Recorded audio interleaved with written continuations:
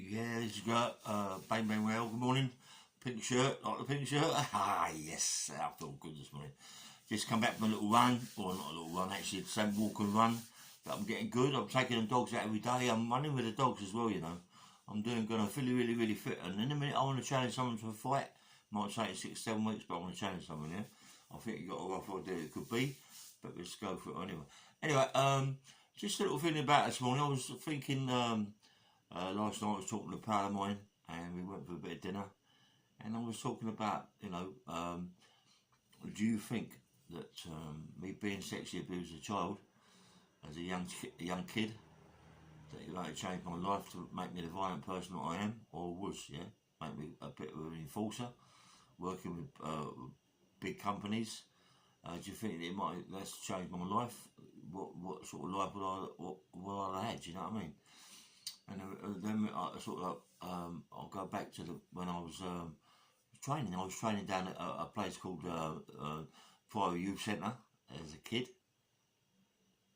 and down there was a little gym, a little weightlifting gym, a little boxing gym, and a little judo gym. Yeah. So I started doing weights. I was getting quite good at weights and getting very, very strong as a kid. Yeah. I've been working down at blacksmiths and all that sort of thing. And I started boxing down there, you know. And in a bag, just a bag, and a guy and a guy like who moved around, but didn't have real pads then. You're on about the 60s, late 60s. So we didn't really have pads and all that sort of thing. Did, but not all that, you know. We really couldn't afford them. All that, but with a bag, you know, filled up with all sort of shit, and just hitting the bag about, you know. And I was getting quite used to punching about the bag and feeling, I mean, I was still feel quite violent, you know what I mean? When I was hitting the bag, I wanted to hit it with aggression, you know? But, you know, and I felt really fucking, really powerful doing the weights and bits and pieces, you know? And then I moved on to other things, but I'm going back as a kid, as a child, you know what I mean? I mean, when I was sexually abused as a child, you know, by my uncle, and by a home in Wales. Did it change my life? Did it change my life? There's people out there who are watching this podcast as well. Did it change your life? Did it change? There are people out there being sexually abused, I know, who are watching my pod, you know. A lot's come out in my pod about being sexually abused as a child and physically abused as well. Come on, there must be people out there who've had some sort of things happen to them, and have they been in prison for quite some time? Are they still in prison? I mean, people in prison have got mobile phones. We all know that anyway. You know, I have one in my later years. So, anyway, are you watching this? So you've been sexually abused? Let me know. Yeah. I mean, you know, it's not a good thing. You know what I mean? Fucking hell, it ruins kids' lives. I mean, there's this thing about knife crime and all that. You know. How do you know that then people doing all these knife crimes are not involved with this sort of sexual abuse? They're being abused as kids. Maybe not sexually, maybe physically, but really, really bad, you know? And frightened for their life in lots of ways. So they pick up something to defend themselves. You know, that could be it. We don't know. But as a child, I said I was really, really sexually abused, bad. You know, and in a way, I mean, I remember as a child, after being sexually abused once, then going to the home in Wales, being sexually abused twice, and you know, I mean, I'm going to do a big story about the whole thing about it, you know, I'm going to go straight through maybe 4 hours of it, you know what I mean, but it's going to be a big podcast, and you know, yeah, I'm going to do it, you know, I want to do it, I want everybody to know my story, because I want to write a book, you know, we're on the verge of me doing a book, you know, there's a few people looking at me, you know, and you know, I know I'm jumping from A to B and B to A and all that bits and pieces, but it's the way I am. It's the way I do my podcast, yeah. And you know, there are people, big people now, looking at me for my podcast. You know, over me being sexually abused and all this that. Now it's going to go on being sexually abused, then maybe a bit or being in prison. Then with street fighting and illegal fighting and going in with a big company as a big enforcer, you know, and going from there. You know, so it could be three books, 2 or 3 books, you know, and it's going to be good. It's going to be good. I mean, you know, honestly. But as I say, I was going down the gym, but me being as a kid, me being a kid, young kid, 10, 11, going over the fair, working over the fair all the time. I mean, one day I was over the fair. I was about what 11, 12. I mean, it's you know it's unbelievable. This and we was by the big fucking dodging things, you know. And there's this black guy, you know. I don't know what, mate. I don't know the age of a kid. You don't know how old he is. He could have been fucking 50. He could have been 30. I don't know. But anyway, he was just with his kids on the ride, enjoying it, and someone told him to get the kids off the ride at the finish. He's having a go at them. And all of a sudden, out of nowhere, mate, out of nowhere, two guys come and it bashed this guy to death, black guy. They were bashing him, mate. No one was sort of helping. And I looked at it and I thought, do you know what? I've gone through this. I've gone through being beat and bashed up, you know, that sort of thing. And I looked at it and I thought, fucking hell, how can people do that? But I become worse than that, you know what I mean? That's what I can't understand, you know. I'm being sexually abused, and me seeing it fucking frightened me, you know, frightened the way they was kicking that guy, bashing him up, you know what I mean? And I thought to myself, fucking hell, that's, you know, I didn't realise that was going to be me, you know. Anyway, and from there, I was 11, 12, working in the fair on the corks, doing with the guns. I was catching all the corks and bits and pieces and all that. My mum done it years and years ago. She's sick of coming into the fair trying to find me. Yeah, I was just do it all the time. The fair come over, I'll be over the fair, earning money for earning money from my mum, coming home with a box of chocolates down again that people would give me that won on the corks. Come on, give my mum chocolates and all the sweets and all that sort of thing. Yeah. And then going down the youth centre and boxing and on this, that and the other, and then realising, you know, I mean, I'm jumping a lot. I mean, when I do my story, it's gonna be massive, yeah. But then I'm going down London Transport, London in Chiswick. I'm going down there. I'm goes in there. First of all, there's this guy called Jock, little old boy. And a nice fella, you know what I mean? Doing all the gloves and bits and pieces and the headgear and all that. He's walking it all on the table. And it started. And they got Georgia Whelan, they got Brian Whelan, his brother. They're the trainers, they're there. And we've got all us lot skipping and doing sit-ups and bag work, you know, and the ball and the big fucking spring and the big base. And doing that. And all of a sudden, like as it's going on, I'm getting better and better, and people started coming to the club. People that I know, you know, and then all of a sudden one day, he said to me, "Look, you want to start doing a bit of sparring?" I went, "Yeah, I fancy that," you know. Went in the ring and you know, and started getting fucking hit around the face and around the body, and I thought, you know, and then I went like a lunatic, like mad, you know. And I thought, why did I do that? Why did I do that? You know what I mean? Why? You know, and he pulled me out, George. He said, listen, this is a boxing. You've got to control yourself. You've got to have self-respect. You've got to have self-respect. Don't start all that going like a lunatic way. Why are you doing that? Slow down. Come on.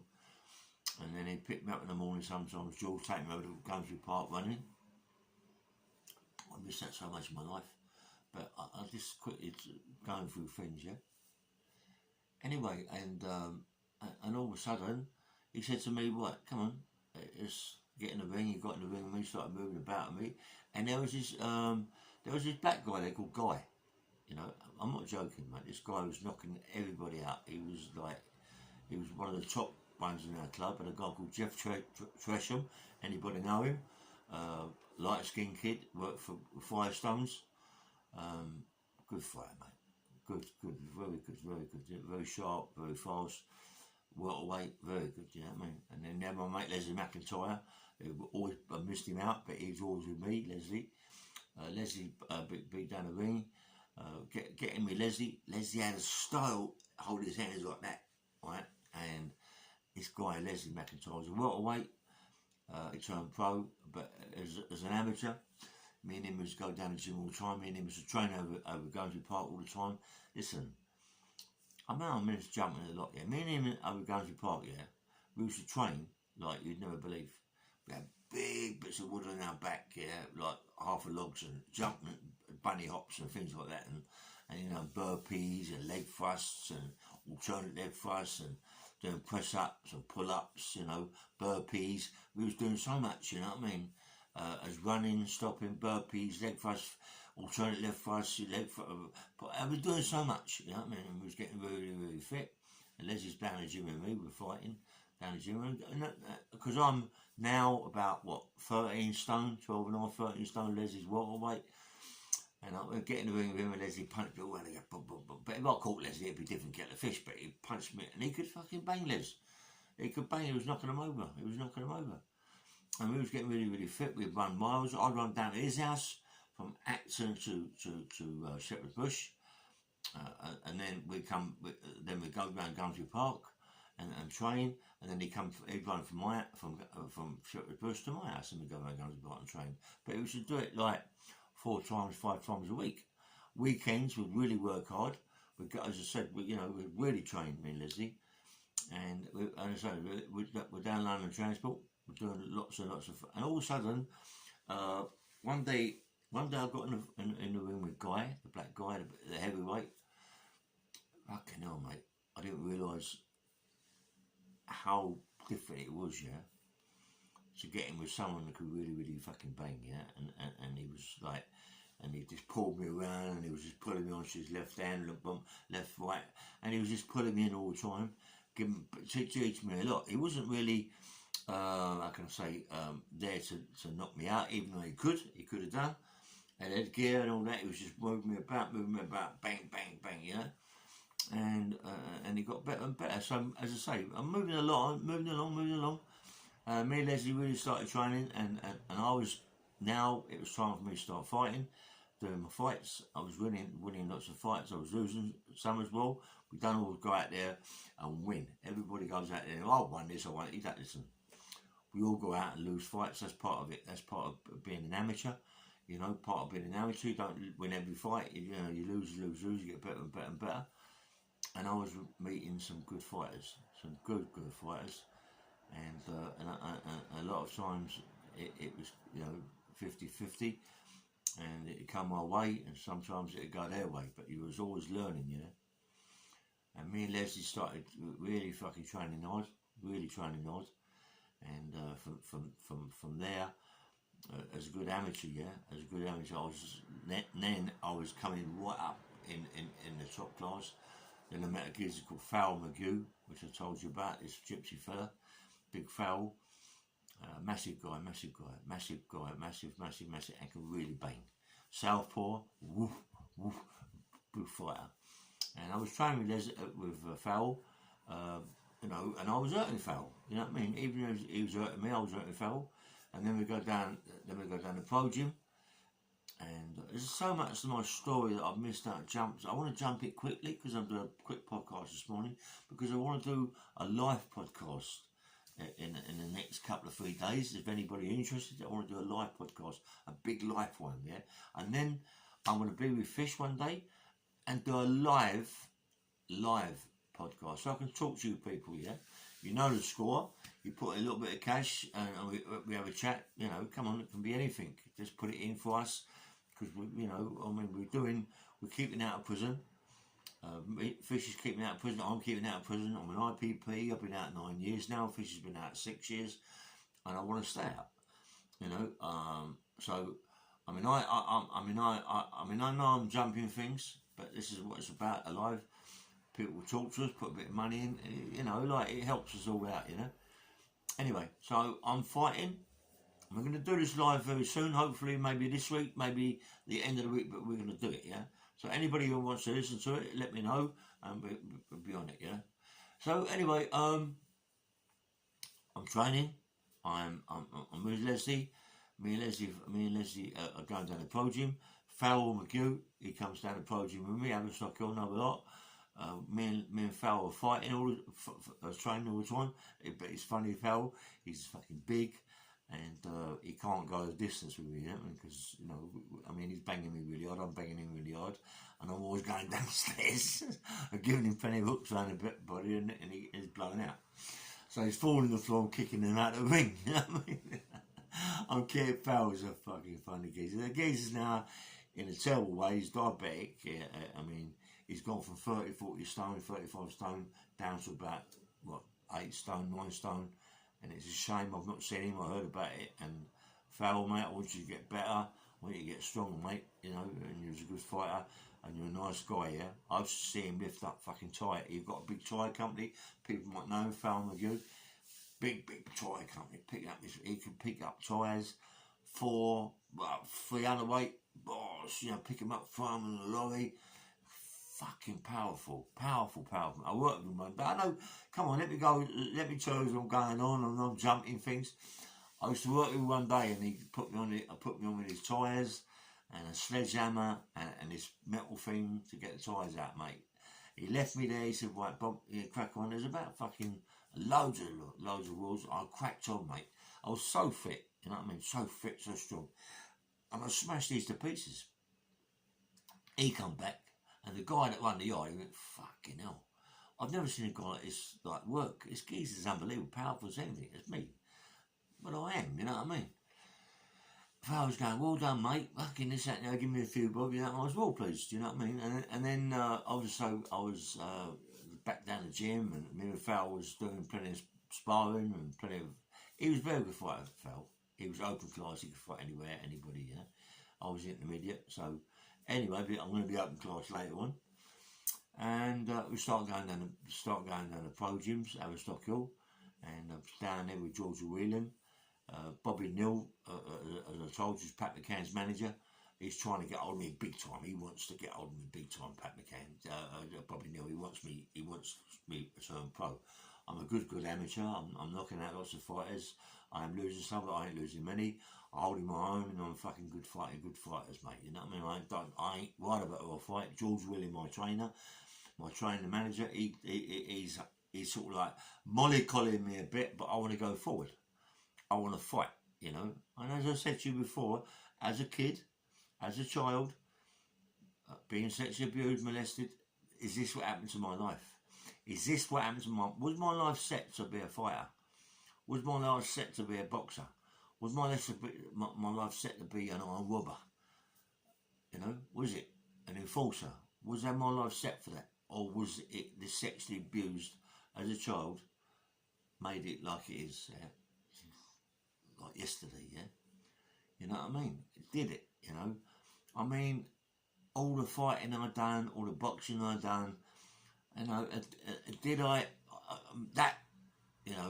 did that, was that, because all my family is straight, I'm not joking, you think I'm joking, police officers, solicitors, fucking security guards, magistrates, it's all like straight family. What the fuck's happened to me? Is it me being sexually abused that's made me the way I am? Of course it is. It must be. Come on, it's not just about me now. It's about the kids. It's even about the grown-ups that are in prison. Grown up 18 onwards that are in prison. For violent charges or not, come on, look at them. They're the ones who have been sexually abused and physically abused as children. They need help, mate. They need help. People go out there's knife crime. Of course there's fucking knife crime. No one's helping them. No one out there is helping them. We've got my mate out there, right? He's trying to do as much as he can for the kids and all that, yeah? So, it's not easy. Fish was the first person that I know that was doing this knife crime turnout, yeah? Fish. He was the one who put a knife on podcast and said this. Now everybody's doing it. My mate Terry Ellis, yeah? Terry Ellis has been doing it for a long time. He's doing it about a knife crime. Everybody should get behind him. Everybody, but also things that will come out about all these kids being molested, sexually abused. It's no good. And furthermore to this, yeah, you've got to remember this, right? That in countries like Africa, all these sort of countries like them people, those people, I had wars. Somalia, it's a big war countries. Africa is a big war country. They live fucking hard lives. They live hard lives. They can't even survive. They live hard. They got to kidnap people. They got to kidnap people and put them under, and want money, hold them for ransom and all that. They ain't got no money in their countries. They haven't got no money. So what happens? They all walk around with big fucking machetes, big knives, fucking AK-47s, all sorts of things, yeah? Because that is the country. That is the violence in their country. They need that to get money. What's happening? What's happening? They're going to France. Then they're coming over by ferry or by boat into this country. We accept them, as the government does. They're getting, I don't know what the government get, maybe £1 million per person. They're more like getting quite a bit of money for every immigrant that comes over here, yeah? Fair play to them, mate. Who would want to come over to a better country and live a better life? But you've got to understand, these people that are coming over from these different countries, yeah? Like Africa and Somalia and places like that, you can't blame them. But they live in a world of violence.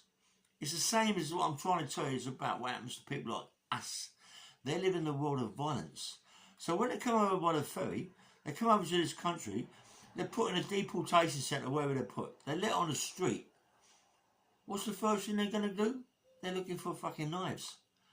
They're looking for something to they don't realise it's different in this country. They realise it's so easy. Look at that, fucking hell.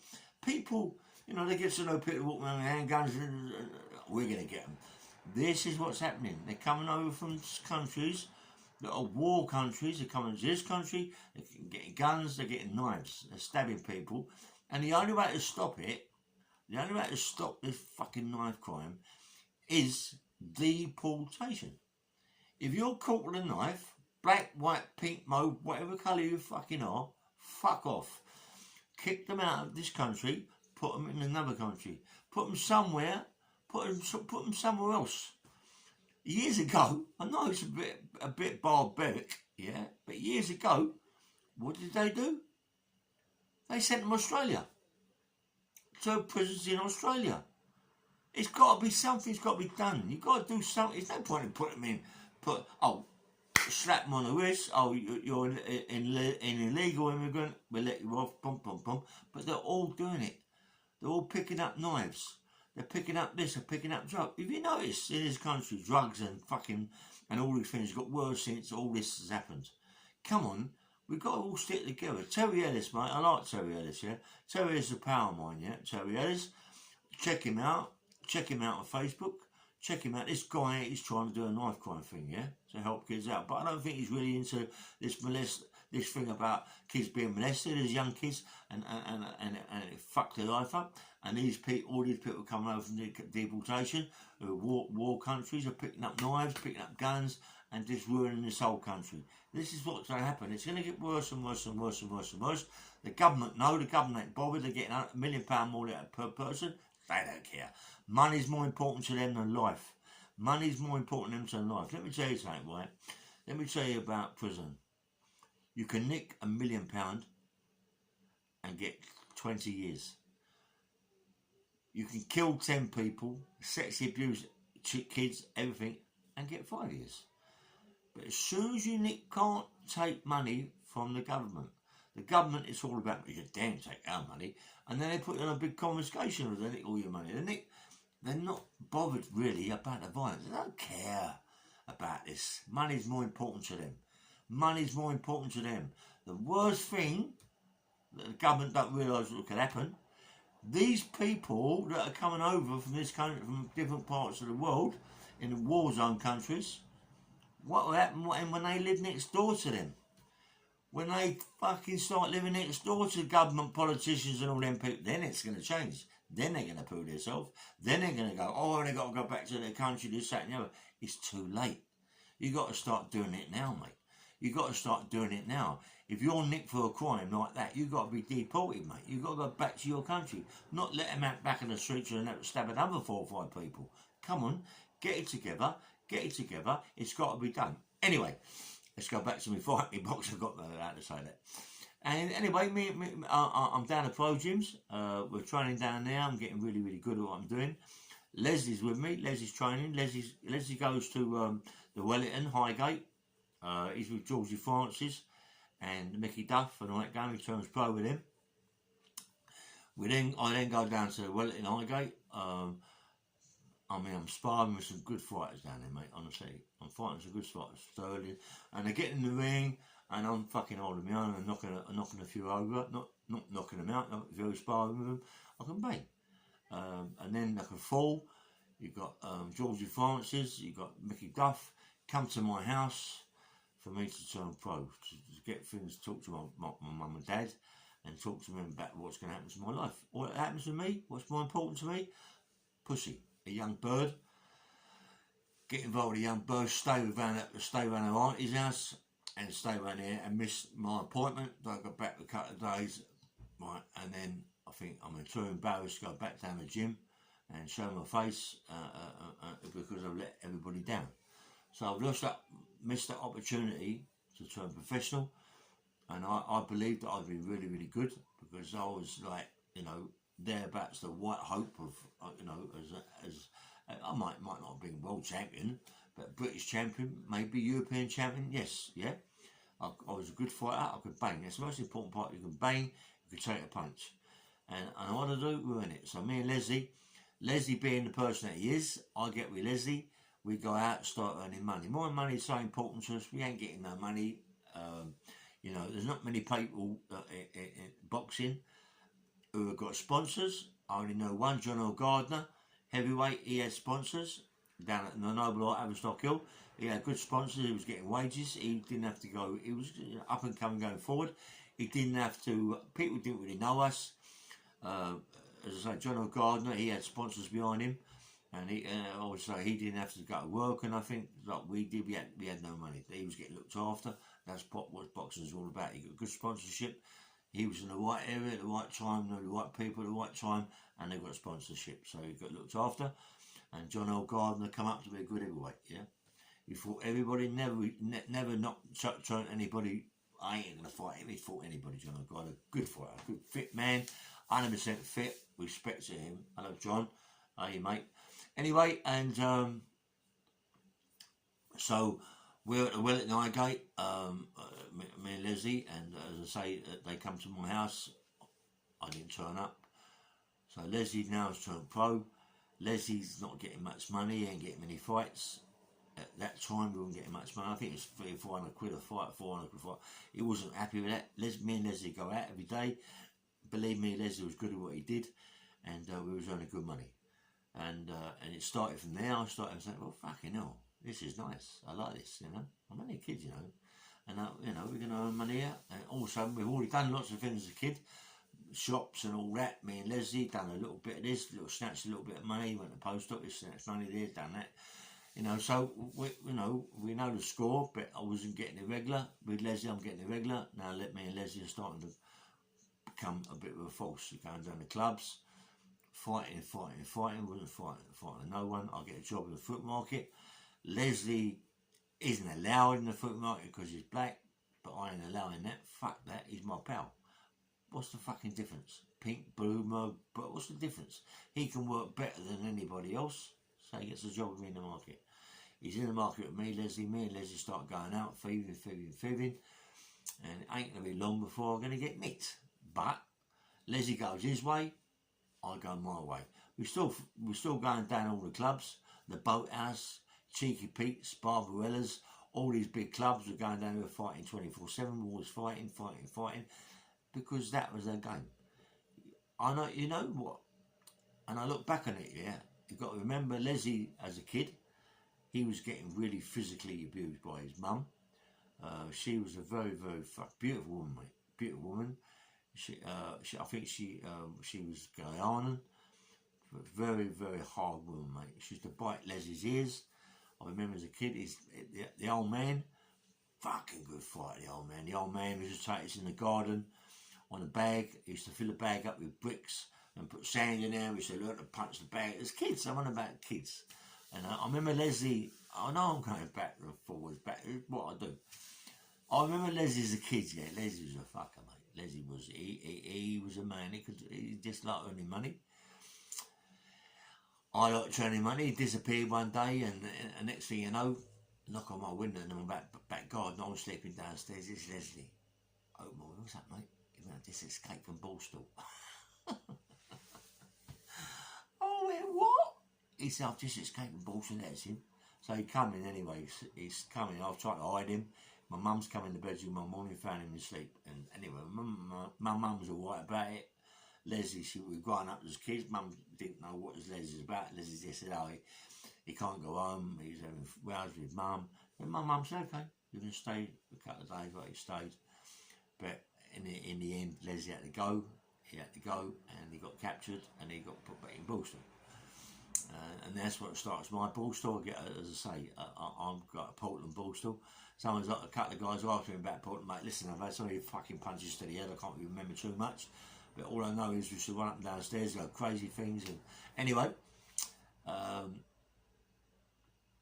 Portland Borstal, and I mean, Portland Borstal's an hard Borstal, very hard Borstal, and people in Portland, kids in Portland, 9 times out of 10, sorry, beg your pardon, 9 times out of 10, kids in Borstal become fucking arm robbers.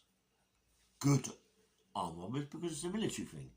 Military, it's all military training in Borstals. It's all about military. It's all about times. You've got to be at a certain time. You've got this at a certain time, that at a certain time. So you do an exercise all the time, getting very, very fit. You come out like a fucking god. You come out so fit, so strong, like army, mate. And it's even more fit than army. I mean, I mean, come on. And they all become, all them ones that do Borstal become proper military trained and proper doing armed robberies. I think that's why they stopped Borstal and DC, is because it's all military. People, when they come out of there, was military, and go and do armed robberies so easy because it's military. All times, everything was timing, very, very fit, you know. And anyway, so that is why I think they stopped Borstal. But as I say, Leslie I was in my Portland Borstal, done my Portland Borstal, and did go to Rochester Borstal, which is a recall when I tried to have it on my toes. But when it's Rochester Borstal was worse than Portland. Fuck, there's a recall Borstal, so they train you and punish you more and more, fucking more and more. You know, it was so hard there, you wouldn't believe. Honestly, it was so hard. And then you move on, and me and Leslie started, as I say, Leslie went his way, I went my way. And I'm gutted that I never turned pro, because a lot of guys that turn pro at the same time as me become someone. You know, like John Gardner. There was a few, I forget the name, fucking hell. You know, you forget names, I forget names. But John was right in my head because of the sponsorship he got when, you know, and he got looked after. George really loved me. George was trying to give me bits and pieces, but I wouldn't have it. You know, fucked up with George. He was gutted because he put so much into me.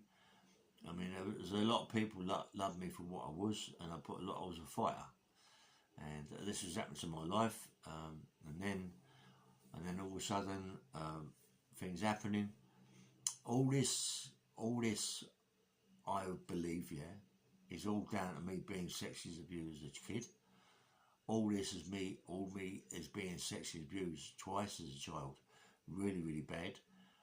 Homes, fucking, and also my uncle, he being sexy was really, really bad. Everybody knows about it. If you don't know about it, I want to put it in my story.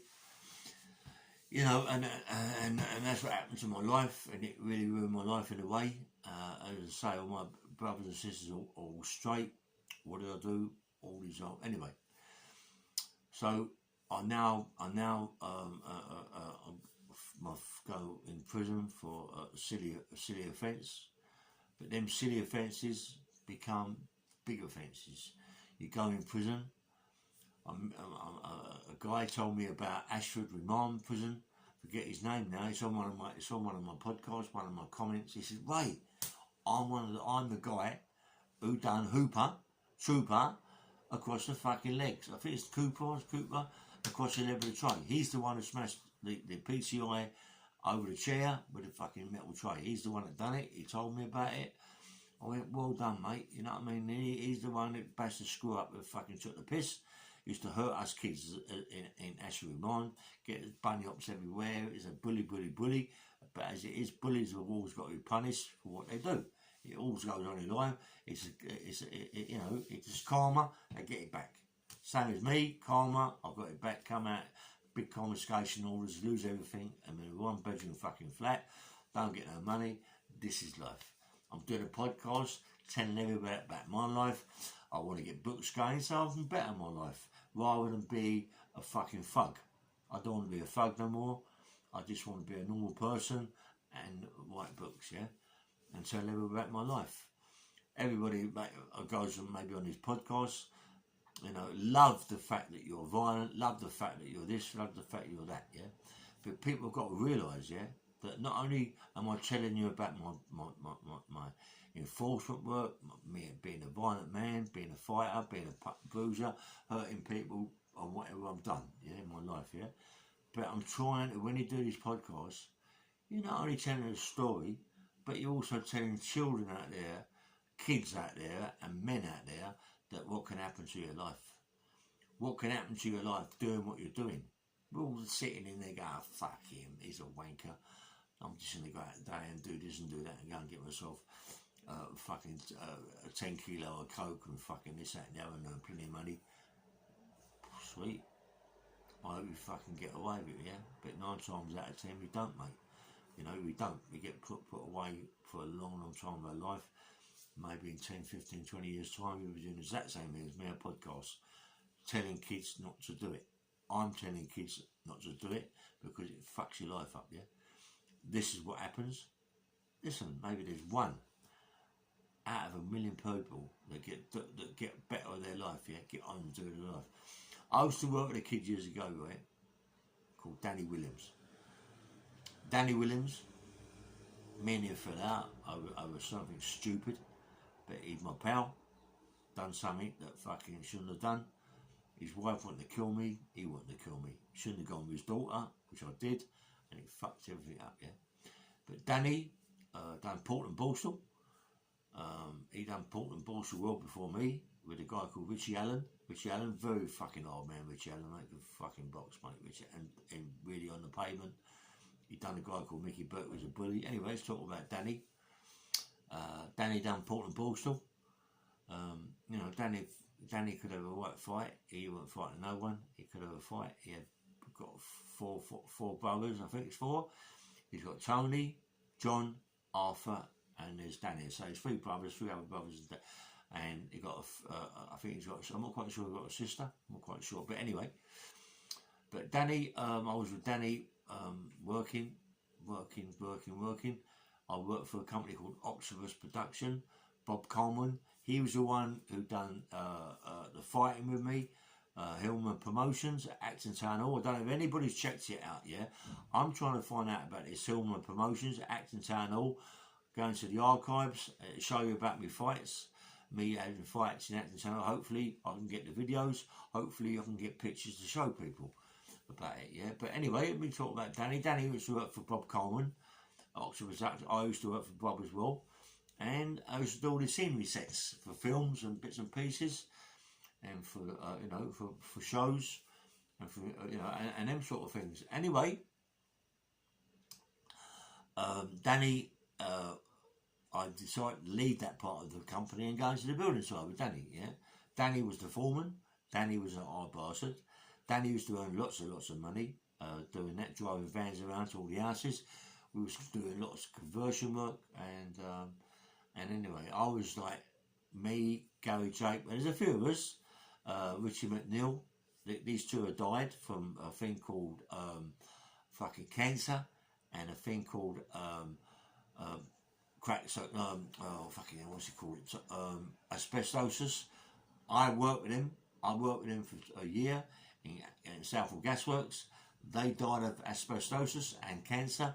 I think I also got it, but I ain't gonna fuck that I ain't giving it. No cunt. I'm working. I'm running. I'm training. I ain't giving it. They're dead.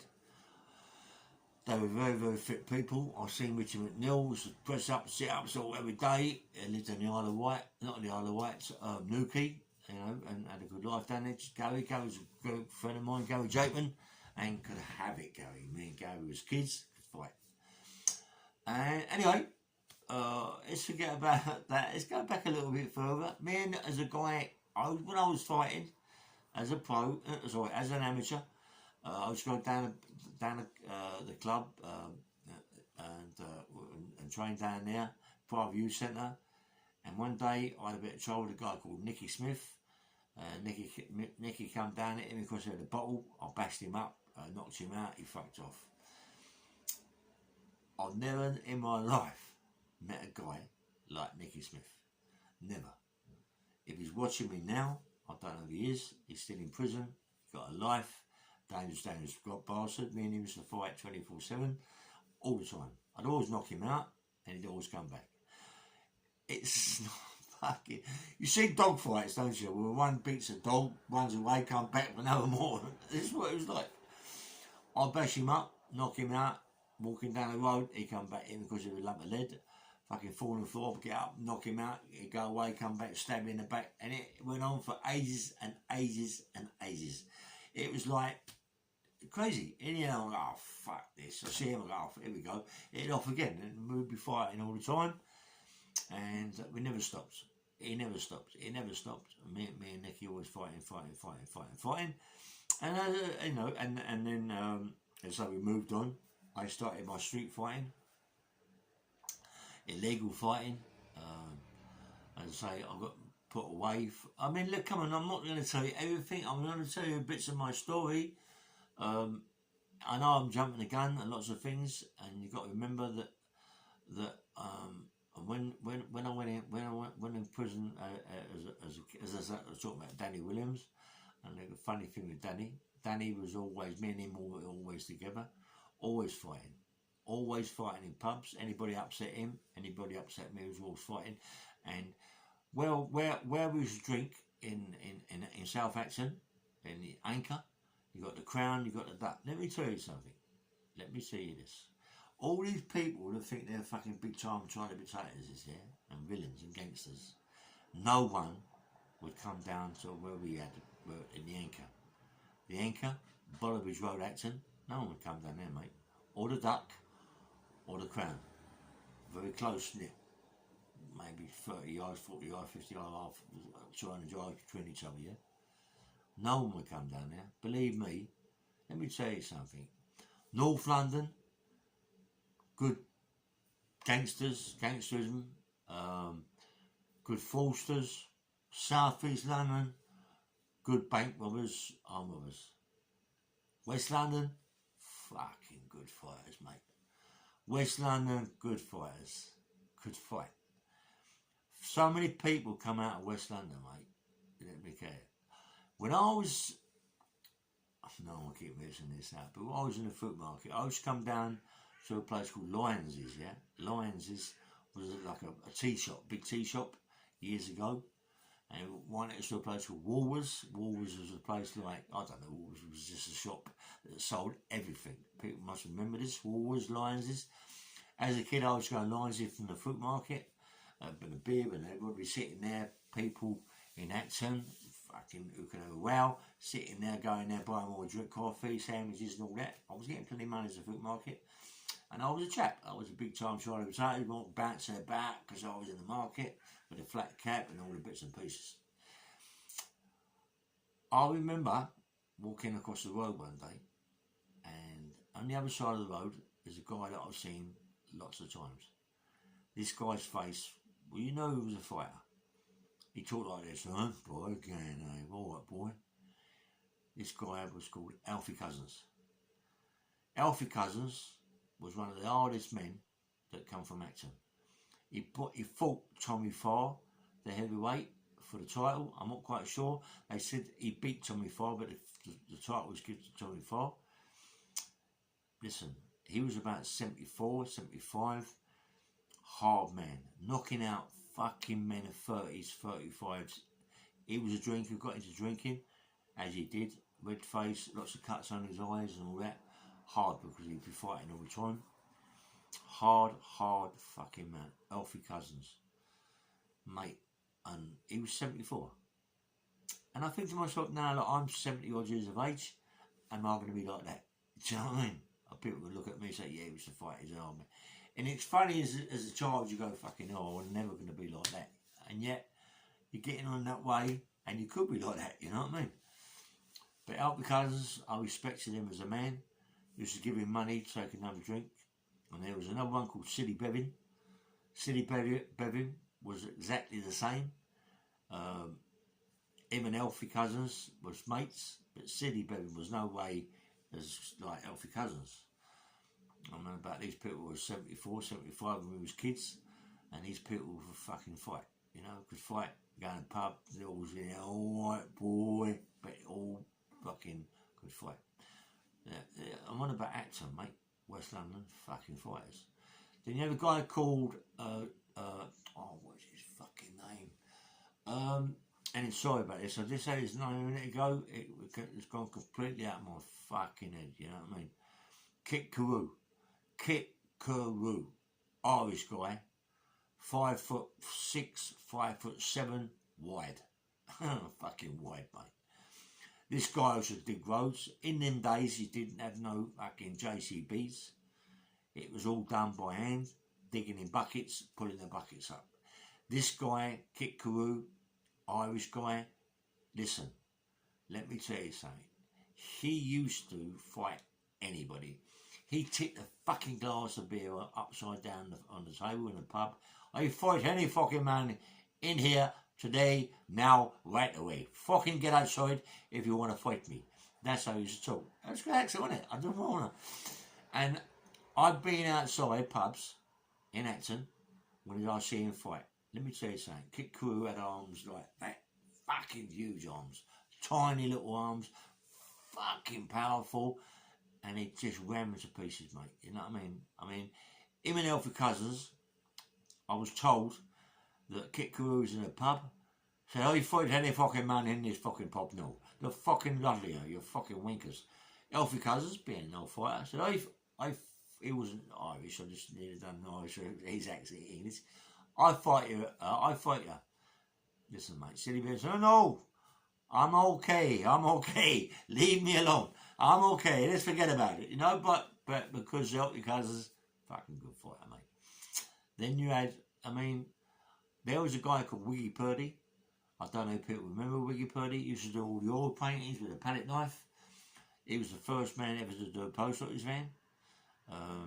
He escaped from Parkhurst, I was told. I got caught halfway through the channel. And nice guy. And I used to see him, I used to like him, he used to smoke too much, he had bad lungs, he died out of COCP or something, whatever. His kids didn't want to know him. He never knew his kids when he was a boy thieving gangster. He was a fucker. As I say, that he lived in a caravan, yeah. And when they rushed his caravan, the whole caravan was full up with letters, presents, money. Well, he'd done a post office van, yeah. He thought it was a cash van, and it was a paper. It was like all that, yeah. But he still got money, got a lot of jewelry, but he got a lot of bird. He come out of prison, done all his palette knifing outside pubs. I become his mate, looked after him. He come and work with me.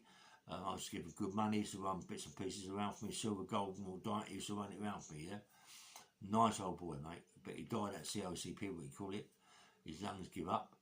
Nice guy. But his kids pushed him aside because he wasn't a good dad.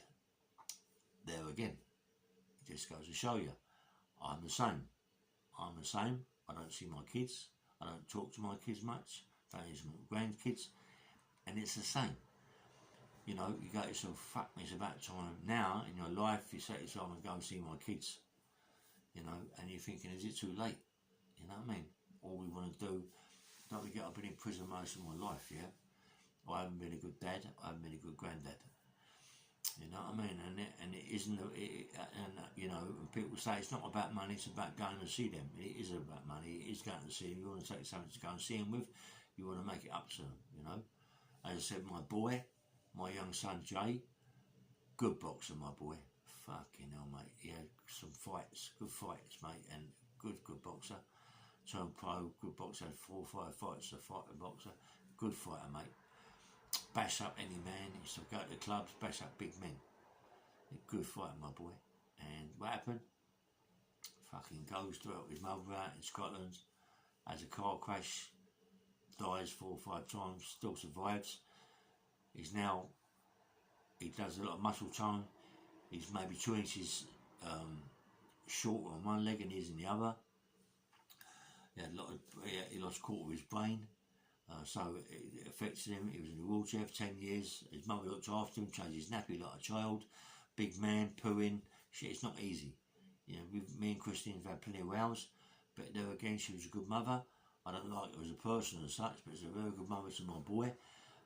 She's done me a lot of damage, but she's a good mum. She stands by my boy. She's with him 100%. He looks after his mum now. He bought his mum a house. He bought his mum this. He bought his mum that. Fair play to him. You know, he got a big bit of money from the insurance company. He's got it in shares. He's bought a property. Then he got my daughter Jamie and her son and my Ruby. I mean, you know.